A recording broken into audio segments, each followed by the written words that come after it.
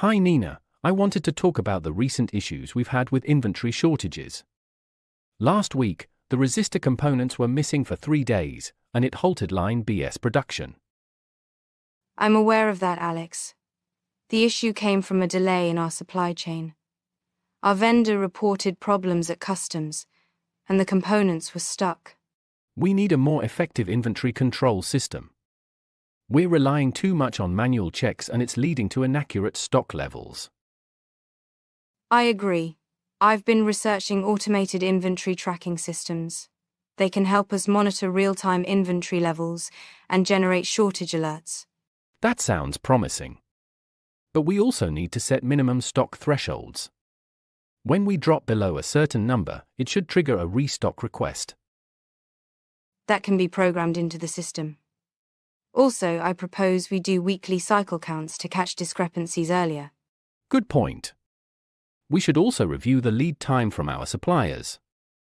3 days without resistors caused a backlog that's going to take a week to fix.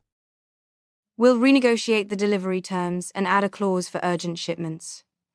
I'll also suggest keeping buffer stock for high-priority components.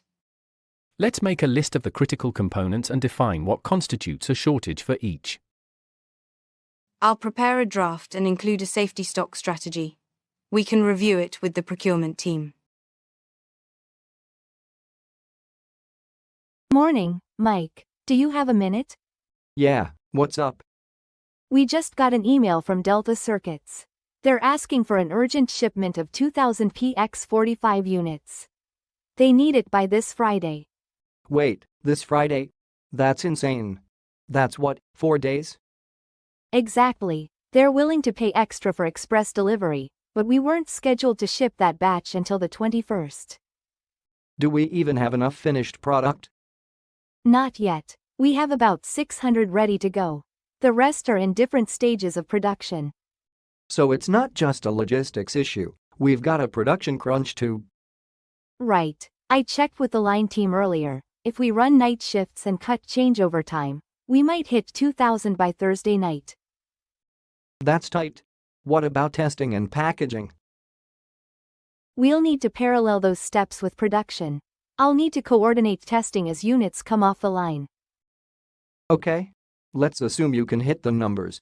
Do you want me to look at express shipping options? Yes. They requested air freight, preferably DHL. But if someone else can guarantee delivery by Friday evening, I'm open. Alright, DHL has one premium slot left, pick up Friday 9 a.m., delivery by 6 p.m. same-day air. Can they handle our volume? They'll do it in 2 pallets. Total cost is around $4,200. Alright, let me confirm with Delta. Hold that slot if you can. They won't hold it without booking. Book it. I'll get client confirmation ASAP. Cool. I'll finalize the booking and prep the airway bill. Let's also prep the commercial invoice and packing list in advance. If we finish boxing by Thursday, we can load early Friday morning. Yep. I'll coordinate with warehouse on labels and pallet sizes. Thanks. Let's keep everything on track. Bad news, Anna. DHL just emailed. The Friday 9 a.m. slot is full. We missed it by 15 minutes. You're kidding.